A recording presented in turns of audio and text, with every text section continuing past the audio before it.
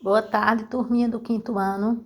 Hoje, na nossa aula de História, veremos a unidade 3, Cultura e Transmissão de Saberes. Peguem o livrinho de História e abram na página 92 e 93. Vamos observar essa imagem. A ilustração apresenta pessoas, em um centro comercial brasileiro de tradição nordestina.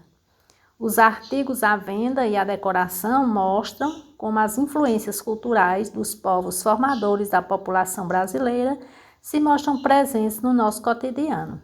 As atividades tratam da comunicação, principalmente oral, como forma de transmissão e conhecimento de cultura. Vejam aí que aparece cordéis, aparece artesanato em barro, venda de tapiocas, bandeirinhas, certo? Então, vamos ver aqui essas perguntas que tem logo aqui abaixo.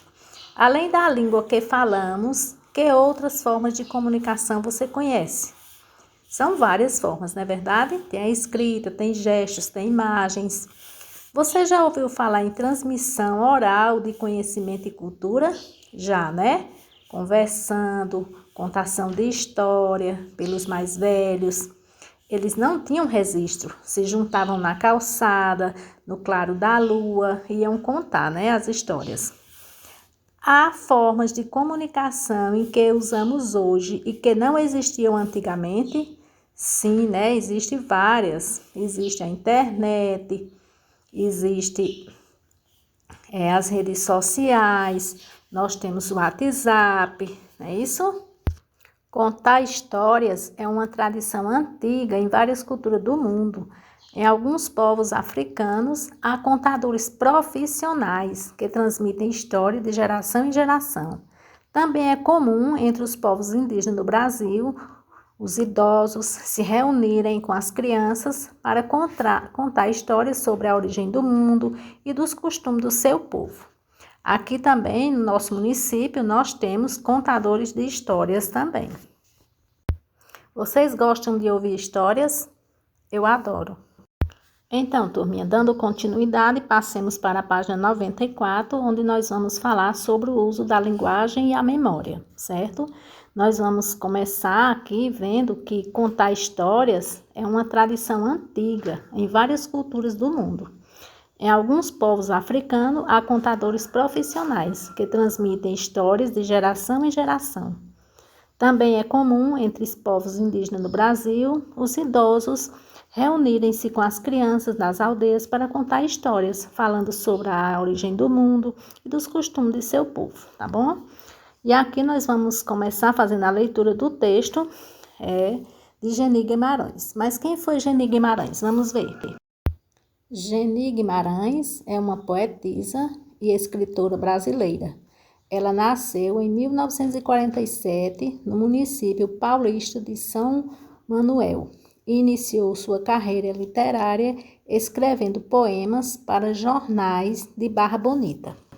Faz parte do movimento negro desde a década de 1980 e suas obras refletem a preocupação com a cultura afro-brasileira e com os conflitos raciais no Brasil. Então, turminha, agora vamos fazer a leitura do texto escrito pela contadora de história e poetisa, Geni Guimarães. Vamos lá.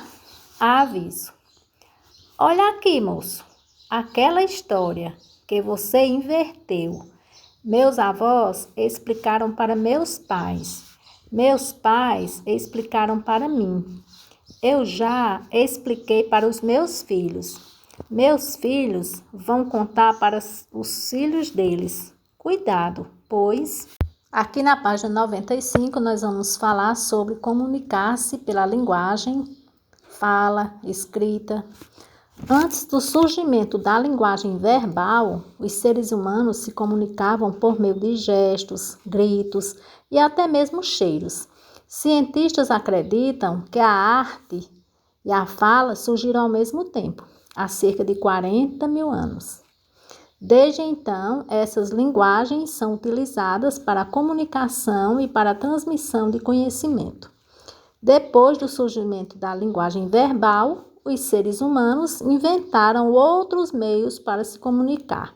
Os modos como nos comunicamos hoje são mais diversificados do que a maneira como nos comunicamos, como nossos antepassados se comunicavam. Então, vamos analisar aí essa linha de tempo. As cartas são quase tão antigas quanto a escrita. E antes de serem entregas pelos correios, elas eram levadas por mensageiro. O telégrafo e o telefone foram inventados no século XIX. O fax foi inventado em 1851, mas só se popularizou cerca de um século depois. O celular, inicialmente, um telefone móvel sem fio, começou a ser desenvolvido na década de 1940 e se popularizou a partir da década de 1970. A internet começou a se desenvolver na década de 1960 e tornou-se a rede mundial de troca de informações que conhecemos em nossos dias na década de 1990.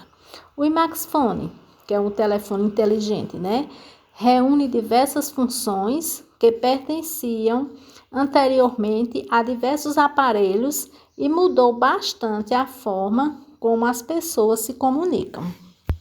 Turminha, e baseado no que vocês viram até aqui, façam a leitura do texto lá no livrinho de vocês e respondam as questões da página 94 e 95, tá certo?